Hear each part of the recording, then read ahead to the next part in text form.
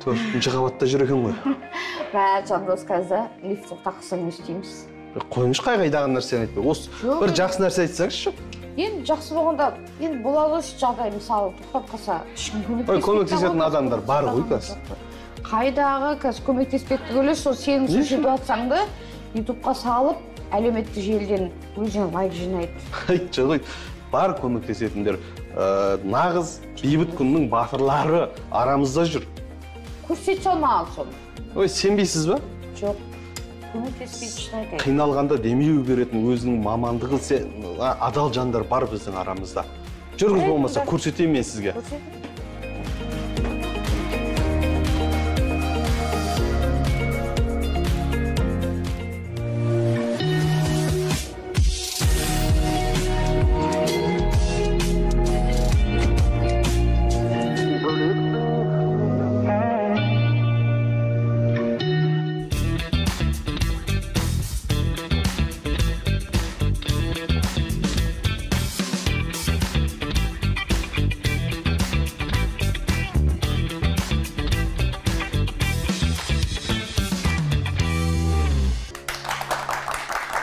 Армағайын Түркістан телеарнасында бөлексің ток-шоуы. Бүгінгі біздің кейіпкерлеріміз құлап бара жатқанды құтқарып, суға батып бара жатқанды шығарып, өзге үшін өзінің жанын аямай, отқа, суға лап қойған нағыз бөлек жандар. Арландар, тарландар, бейбіт күннің батырлары.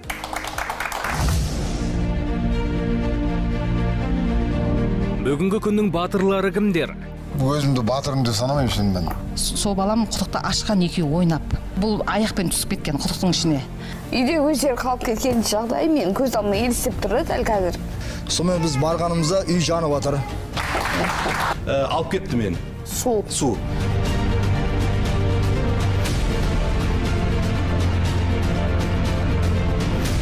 Қызылтайың шақта қол ұшын созар жан бар ма? Әрине көмектесеміз. Қолдан келгенше. Түсірілім барысында қандай жағдай орын алды? Көмектесетін дәрігер біреу бар ма? Жаныңда жүр жақсы адам.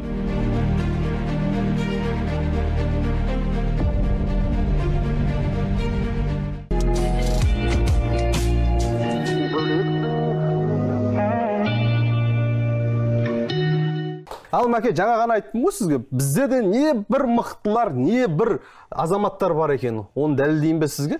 Әрине енді. Дайынсыз ба? Дәл қазір адамдар бар ғой, біреу үшін, біреу жанын қию дегенге мен сенбеймін. Өйткені қоғам қазір безберектеніп бара жатыр. Біреу құлап жатса, оған көмектесудің орнына телефонға түсіріп, ютубқа салып, өзіне пайда іздеп тұрады да, сол үшін мен... Қателеспеңіз. Көпке олай топырақ шашуға болмайды. Бес саусақ бірдей емес деген. Біздің арамызда да не бір жандар бар, қазір оның куәсі боласыз. Қиын қыстау қилы заманда, не болмаған байтақ даламда, тарихтағы талай боранда, мың жанып мың өшкенбіз. Қашан отпен суға түспедік, бақыт үшін бәрін істедік, бірлігіміз бой... Соңғы жылдары Түркістан облысында төтенше жағдайлардың жиілеп кеткені жасырын емес. Мәселен, Мақтаарал ауданында орын алған су тасқыны, Бабайқорған ауылдық округіне тосыннан келген тілсіз жау, Арыс қаласында болған жарылыс, мұның барлығы соңғы 5 жылдықта орын алған сұмдық алапат жайттар. Статистика мәліметтеріне сүйенсек, Түркістан облысы бойынша 2021 жылы 600-ге жуық төтенше жағдай тіркелген, ал 2022-де 657 төтенше жағдай тіркеліпті. 2023 жылға, яғни жыл басынан бергі мәліметте көңіл көншітер емес, 400-ге жуық төтенше жағдай 8 айдың ішінде тіркеліп отыр. Апат айтып келмейді, рас. Айтып келмейтін апатта өз заманының батырларын көрсетіп жатыр. Кез келген жағдайда кеудесін отқа да оққа да тосатын төтенше жағдай мамандары мен құқық қорғау органдарының өкілдері десек қателеспейміз. Әрине, ішінде қатардағы қарапайым жандар да жетерлік. Бөлексің ток-шоуында бүгін қиын шақта өзін емес, өзгені бірінші ойлап, өзінің емес, өзгенің өмірін ажалдан арашалап қалуға себепші болған бейбіт күннің батырлары, мейірімді жүректің иелері қонақ болмақ. ортамызға сондай бір азаматтардың бірін шақырғым келіп отыр. Нұрлан Нәбіханов Сауран ауданы Шорнақ ауылындағы өрт сөндіру бөлімінің өрт сөндірушісі. Сержант келіп отыр. Сонымен қатар қасында тағы бір азаматымыз бар. Нұржан Жолдасбеков. Екеуі бірге жұмыс жасайды екен. Қазір оқиғаларын бірге естетін боламыз. Шапалақтарыңызбен қарсы алайық. Келіңіздер, төрлетіңіздер, қош келдіңіздер.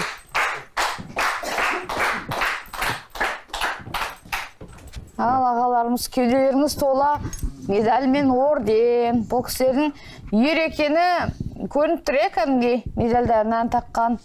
Осы 2020 жылы Түркістан қаласында өрт сөндіру бөлімде бөлімше командир болып қызмет атқарамын.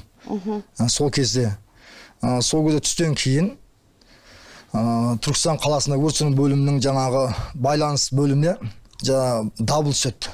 Өрт болып жатыр деген. Нұржан Жолдасбеков, Сауран ауданы, Шорнақ ауылы, нөмірі 24-ші өрт сөндіру бөлімінің бөлімше командирі, бір отбасын өрттен құтқарып қалған. Ерлік медалінің иегері. Біздер әрдайым жаңа дайынбыз. Біздің негізі міндет өз солай жұмыс негізінде. Әрдайым дайын. 24 сағат. Қашанда жаңа. Өйткені біздерде жаңағы жұмысқа келгіңіз азын таңертең келгіңізде біздерде күн тәртібімен өзі жалғасады өзі. 9:30-нан кейін жаңағы 10:30-ға дейін жаттығу бар. Ары қарай жаңағы біргейдің сабағы бар. Сол күн тәртібі бірден. Қашан болды? Сонымен 2020 жылы сол жаңағы 2020 жылы жаз айында, в общем жаңа дабыл түседі. Дабыл түскен екен біздер жаңағы дабыл бойынша өртке барамыз. Түркістан қаласында тұрғын үйде өрт болып жатыр деген. Көп қабат дей ме? Жер үй. Сонымен біз барғанымызда үй жанып жатыр. Осы мында екі жапқан екен. Есігі терезе, алдына терезе бар, екі жағында терезе бар. Соңын тұрғындардан біреу айтты, үйінде адам жоқ деді. Біздің өрт сөндірушілердің міндеттері негізде қара халыққа сенбеу емес. Біздің принцип негізінде үйдің ішінде адам бар ма жоқ па, біз оны өзіміз көзіміз жеткізбей, біз ешкімге сенбейміз негізінде. Ешкім қалған жоқ деген бәрі тексеріп шығуларыңыз. Біздің принцип сондай өзі негізінде. Сонымен жаңа өрт жанып жатыр, сонымен мен барлау мақсатында үйдің ішіне кірдім, үйдің ішіне кірсем, анасы 3 қызы домалап жатыр екен. Олар негізі шашлик пісірген екен. Түсіңіздер ма? Шашлик пісірген. Сол шашлик пісіріп болған екен, жеген, ішкен, содан кейін дем алуға ұйықтамай ма? Ұйықтаған түстен кейін. Содан мангалда шоқты сөндірмеген. Өшірмеген. Содан бір сол уақыттарда бір жел болса керек, сол үйдің ішіне шоқ ұшып кірген. Содан өрт басталған. Дәл сол жаңағы есікке үйдің ішіне кіретін, үйден сыртқа шығатын жерден өрт болып жатқан. Олар дәл ұйықтап жатқан түтіннен ары қарай дәл жаңағы естен танып кете берген сол. Соған байланысты дабылсып біз үйіне өртке бардық. Сол кезде соны 2 адамды алып шықтым. Содан кейін қасымда қызметкерлерге айттым, олар 2 адам алып шықты. Сосын 4 адамды құтқарған жайымыз бар. Соның құрметіне осы ерлік деген медаль берген бізге. Қошемет, ерлік үшін деген. Сол одан да негізінде бізде есте қалмайтын көптеген негізді жағдайлар өте көп. Жағдайлар көп негізінде. Өйткені біздің міндетіміз әр нәрсеміз есептемейміз. Адам жанын құтқару біздің міндетіміз негізгі. Екінші мүлікті құтқару.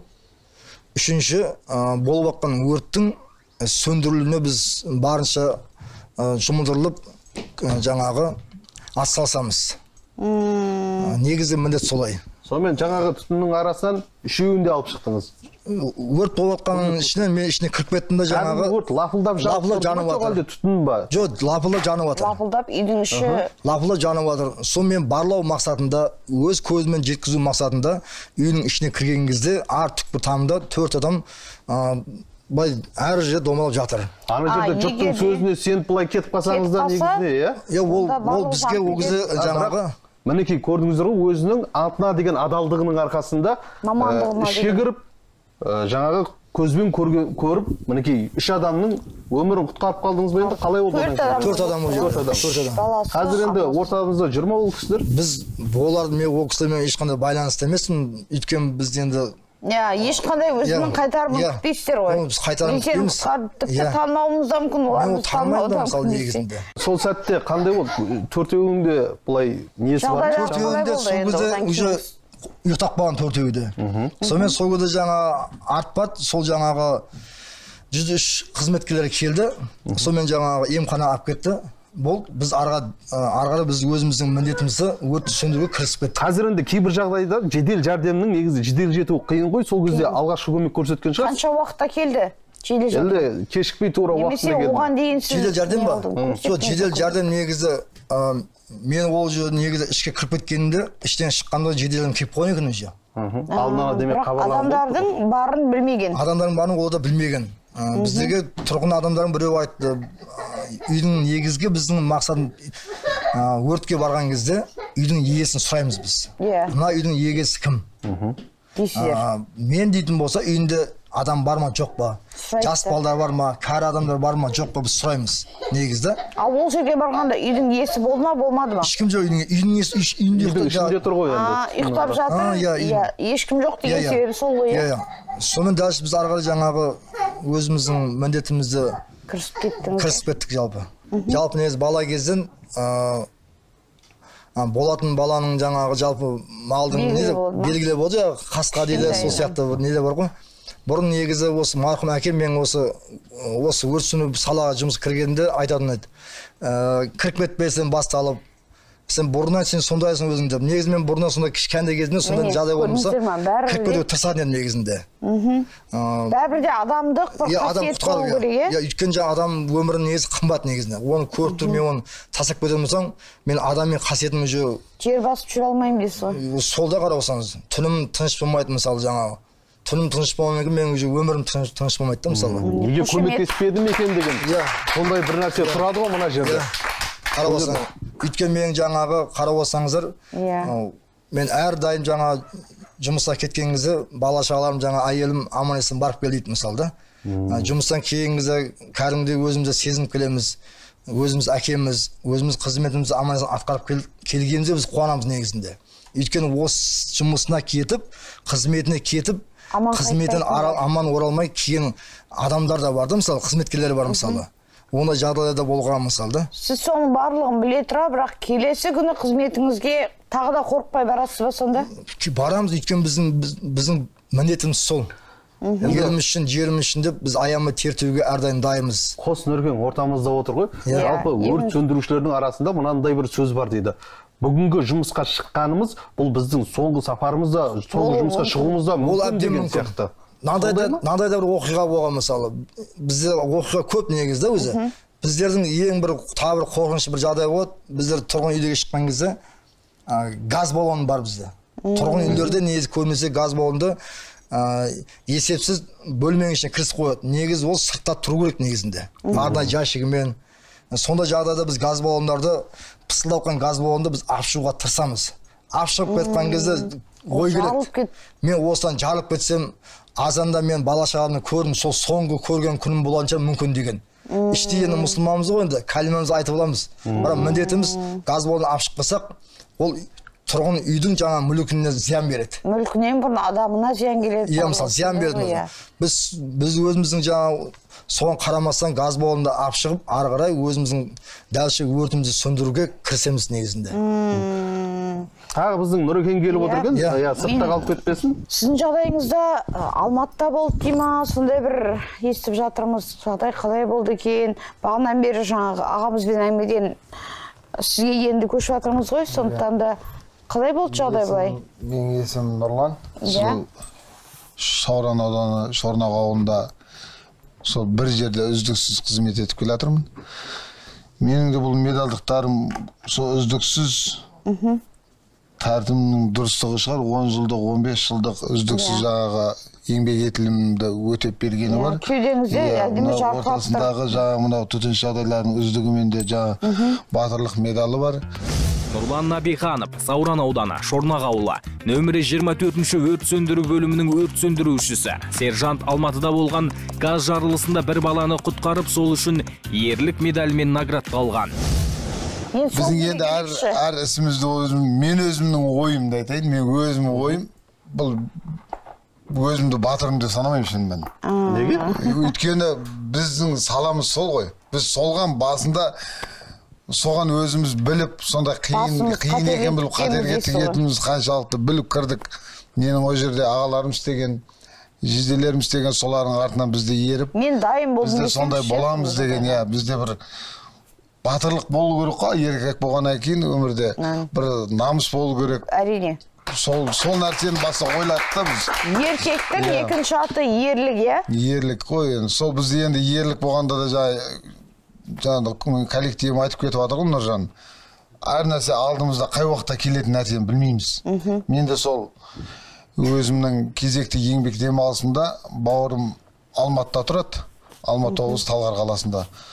Сол жақта демалып жүрген кезімде осы жанымда 5 қабатты үйдің 4-ші қабатынан өрт шыққан болатын. Өрт шыққан болғанда да 9 жасар қыз бен 6 жасар баланың сыртынан анасы іліп кеткен екен. Ол екеуі бала ғой. Баламен өзі... Сіз еңбек демалысындасыз, бірақ жұмыс істеп сонда? Жоқ, мен қыдырып жүрмін. Қыдырып барғам ол жаққа. Бәрібір алдыңыздан сол жағдай шығып тұр. Көрші, жанымызда тұрған көрші қабатты үйден болды да бұл жағдай. Енді бала деген негізі өзі қой деген нәрсеге бала өш болады ғой негізі. Бала сондай ғой өзі.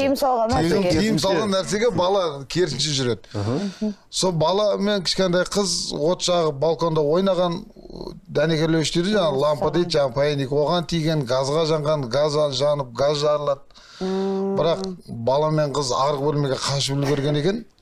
Маған көрші бір орыс әйел айқайлады, ішінде бала мен екі кішкентай қыз бен баланы қайып кеткен жанында.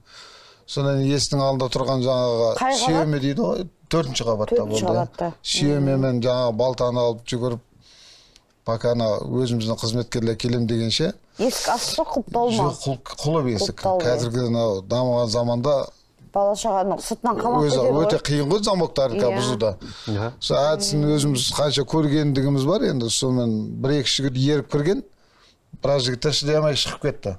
Өйткені іші түтін ба? Түтін, қатты. Менде ол өзімде... Сізде оңғаста тәжірибе бар ғой деймін. Жоқ, тәжірибе қаншалықты болғанмен енді біздің де өртке киетін аппаратымыз бар. Ол жерде. Барлық киім сайымыз болады. Бізде ештеңе жоқ. Мен демалыстағы... Жоқ, енді қанша дегенмен сіздер оқу жаттығудан өткенсіздер. Бірақ енді сол тәжірибе марқасы шығар. Мен сол жерде барынша шыдадым.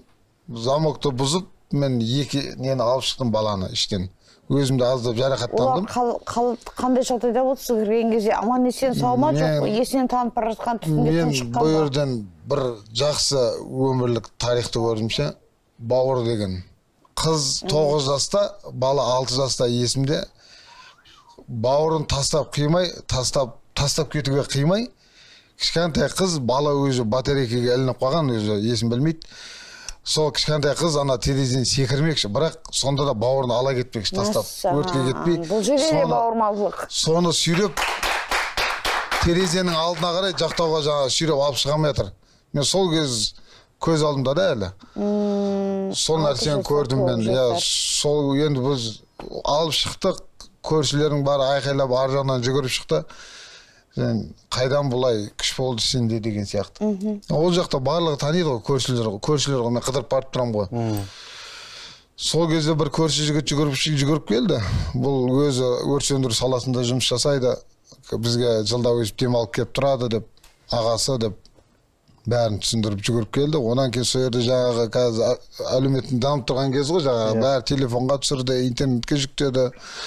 Содан басшыларымыздың жаңағы несіне кеп тиген екен. Мен ойлаймын, бұл жерде Құдайдың өзі сізді сол жаққа айдап алып барып. Сондай болды ғой. Сол 2 періштені құтқару үшін мына жақтан сізді алып барып тұрған сияқты. Солай болып тұр ғой. Жаңағы мен өзім Нұржан досым айтпақшы, үйден шығарда әр нәрсені ойлап шығамыз ғой. Менің бір коллектив әйел болған, үлкен әйел, диспетчер әйел. Сол айтатын.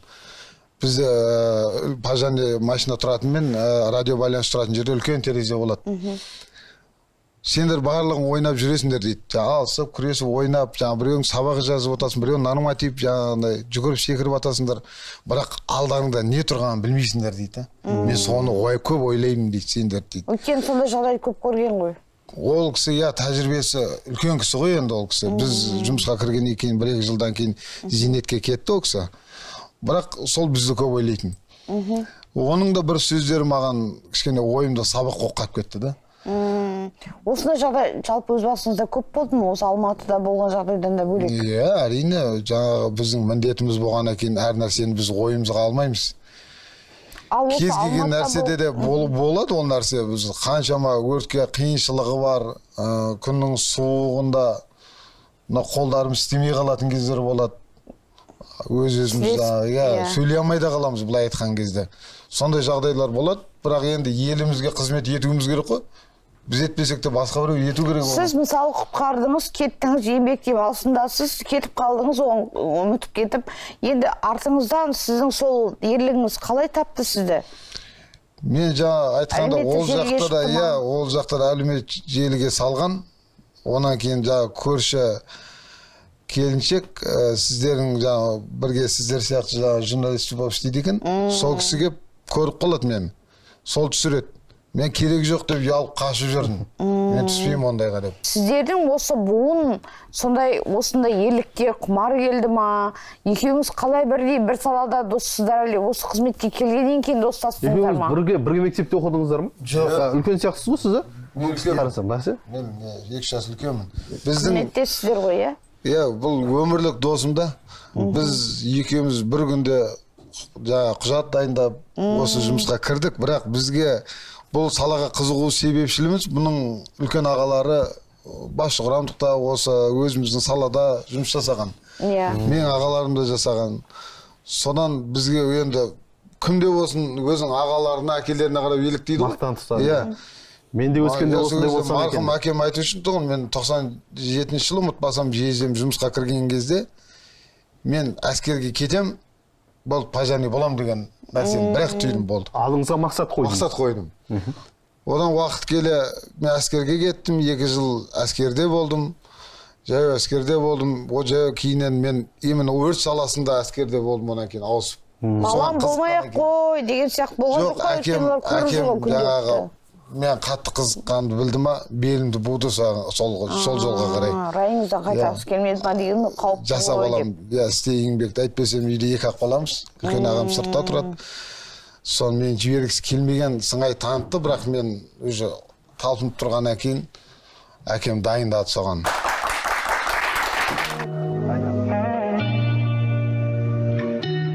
Дәл осыдан жағдай қайталанса, дәл осыдан ерлік көрсету қолдан келер ме? Әрине, әрқашанда ерлік істеуге дайынбыз, елімізге қызмет қылуға. Бір жақсы сөз бар ғой, әр азамат бірін жоғарылағанын көріп қуансын деген, құлағанын емес. Сол сияқты еш адам құламасын, сүрінбесін, жастар аман болсын. Құдай қаласа, еліміздің туы желбіреп, халқымыз тыныш болсын. Ал сіз не айтар едіңіз? Смен дейміз ғой негізінде. Мысалы, ертең бізге смен болатын болса, бүгіннен бастап негіз дайыналамыз. Іштей негіз да. Ертеңгісі мен аман есен өтсе екен, аман есен осылай отбасыма оралсам екен, өрт болмасын деген мақсатпен сондай ой болады негізінде. Ал дәл сондай жағдай болатын болса, біз оған сөзсіз дәл солай жаңағы көмек беруге әрдайымыз дайынбыз. Өйткені біздің міндет солай. Еліміз әрдайым тыныш болсын, ондай жағдай болмасын, әрдайым қуаныш болсын. Ал мәке, көрдіңіз ғой, қандай жандар ортамызда жүргендігін, иә? Әрине. Батырлар, оларды алыстан іздеудің меніңше қажеті жоқ. Олар мінекей айналамызда жүр. Әрине, олар біздің жанымызда жүр. Ол тіпті сіз өзіңізде болуыңыз мүмкін. Мейірімді жүректер осындай әлемді құтқарады, бөлекше, ерекше жандар. Олай болса, біз көрермендерімізге де аман, сау болыңыздар дейміз.